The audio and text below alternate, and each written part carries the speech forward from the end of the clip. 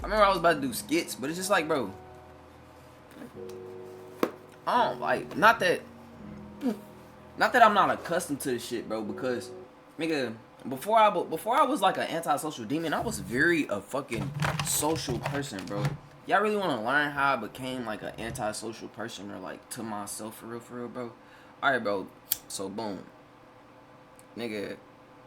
Not like it's always been me, but it ain't. Like I grew up in a household where like you feel me, like niggas was together, but niggas ain't really say shit. Like so, me and my brothers and my mama would be in the living room. We'd be sitting there, but like probably like we could be sitting there for 3 hours, bro. We probably only say something for a combined 20 minutes total. Like it's not a lot of talking going around. Like you feel me, motherfuckers would be in the house, but be in their separate rooms, in their own space, in their own peace, right? Quiet. You feel me? So like a nigga grew not accustomed to that, but a nigga kind of grew accustomed to that, to where nigga being alone is like a form of peace. Like you feel me? I don't really, you know what I'm saying? I really don't want to be bothered. So when I went to school and shit like that, you feel me? That was my times of let me be the not the necessarily funny nigga, but let me show niggas my personality, because I don't show my personality at home, cause shit niggas don't talk at home or shit. When I am at home, I'm either, you feel me, type shit. So nigga, when I was at school and shit, I want to say middle school. I ain't gonna lie, middle school I used to get bullied like a motherfucker. Not gonna lie, but it was nothing that I had control over though. A lot of this shit,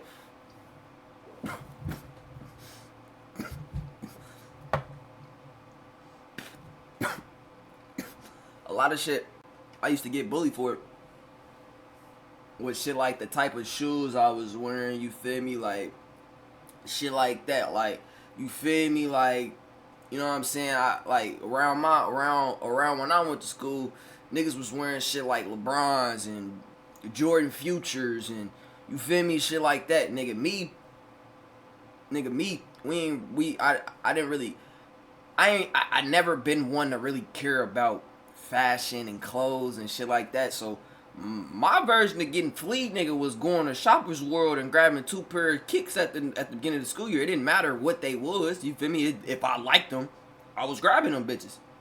That was always my mindset. Like you feel me? My mama used to give us a number. Hey, I appreciate that follow Carissa Carlin.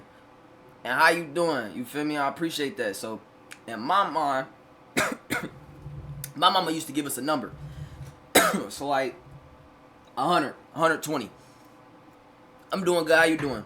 She used to give us a number. So say the number's 120. You had to find shoes either at 120 or below 120. And that means before taxes, after taxes. You have after taxes, you have to find a shoe that stays in the budget of 120. So I wouldn't say that was the most easiest thing to do, but I kind of grew accustomed to, all right, boom, this is within my budget. And then niggas started coming to school with Jordan retro tools, retros. I love smoking weed, bro. Me too, gang. I love this shit, gang. What's your favorite strand? Mine's is Gorilla Glue 33. We had a motherfucking niggas that came. Basically, we had niggas that came to school with retros, all type of shit. Woo. And me, I was the nigga that was coming in this bitch with Under Armours and Adidas, and you feel me? Like, so I used to get talked about and joned on and shit like that. But like, it is what it is, gang. So where am I from? I'm from Indianapolis. We call it Naptown though. If you ever, you feel me? If you ever wondered, who else in here be smoking weed? You feel me? If y'all do, drop y'all favorite strain. Where are you from? So, a lot of the times when niggas be talking about shoes and clothes and designer, I really don't care, cause like I said, such a nice place. You know Indianapolis. Matter of fact, where my claps at? Where my claps at? You deserve claps for that. Not a lot of people know where Indianapolis is or even heard of us. You deserve claps. You from Virginia? Shout out Virginia. I actually want to move to West Virginia one. I think living somewhere where it's like not a lot of people and peaceful is like my go-to. I don't look back to the story. So when I used to come to school in middle school, everybody, not everybody, but I feel like people have, especially people in poverty, they work backwards. So like instead of putting money where it fucking matters, they do shit like buy materialistic things. Like, you know what I'm saying? Shit, just follow you on IG. I appreciate that. They get shit that means nothing, like long term. So like, we would save money and go to like Shoppers World and shit like that, and fucking and shoot and Payless and shoot Carnival and shit like that. If y'all ain't never heard of Payless, bull. Let me tell you about Payless. Payless was a shoe store, right? But don't think, yeah, I got you. Payless wasn't like a shoe store where you could get like Jordans and shit. Payless is where you get, you know, lugs, the Uggs that you would get from Walmart. That's where you get like shit like that. So you would get like fake Timbs and shit like that. Like you would get that from Payless. So we used to shop at like Payless, Shoppers World, Ross, Marshall, nigga. We was on the, you know what I'm saying, saving money type shit. So that's still my motto and mindset to this day. So even though my mama wasn't broke, we wasn't like, we was a middle class family, but shit, we wasn't really spending money like we was a middle class family. Like we was resourceful. Like we was more so into saving money, budgeting and shit like that. So when I got to high school was a little different. You know, high school was a little different. High school was kind of like now you didn't really have a choice. Like motherfuckers, everybody. So when I went to middle school, we had uniforms, but we didn't really have uniforms. Now these kids don't got no uniforms. If I was going to school back then, I would probably get talked about every fucking day. We had some type of uniform. So nigga, collar shirts, khaki pants, but you can wear any type of shoes you want. Shit like that. And then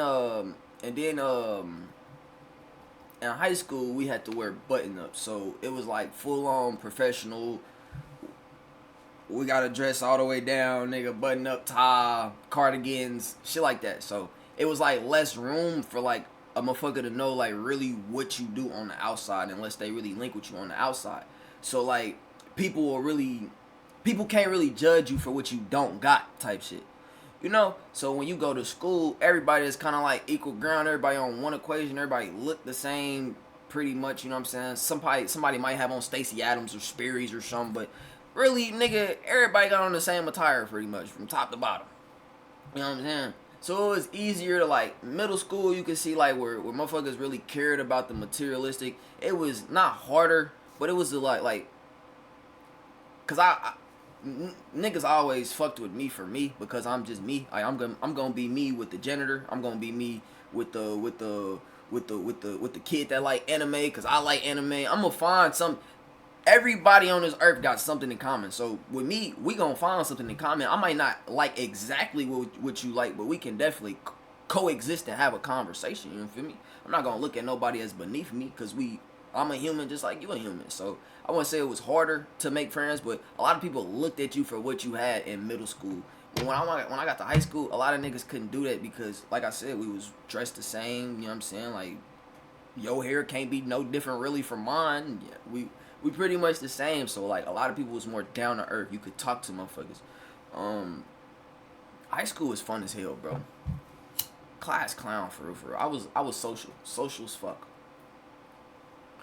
I wouldn't say I was the class clown, but like I was the class clown. Like high school is when like the entertainer me started. So like this is when I really started YouTube. Like I stopped, but when I started YouTube, it was in high school. I had always been watching YouTube, looking at Stacks Montana, DDG, Delano, nigga, fucking, what's bro name? He from Indiana, which blew my mind. Bugatti Bees, fucking, Trey, I forgot his name, but his name was like Trey Melvin or something like that. I used to always watch these niggas growing up, like, the Agent, nigga, I used to watch Agent on YouTube every day. I used to watch all these different people. And then when I got to high school, I finally started right? And I seen GOTV do this public interview. Smooth Geo did a public interview, and it was just like some around his school, and it was like before it was like popping. So I showed him, well, me and my homies was watching the videos and shit. We was like, let's do that type shit. So I started doing that.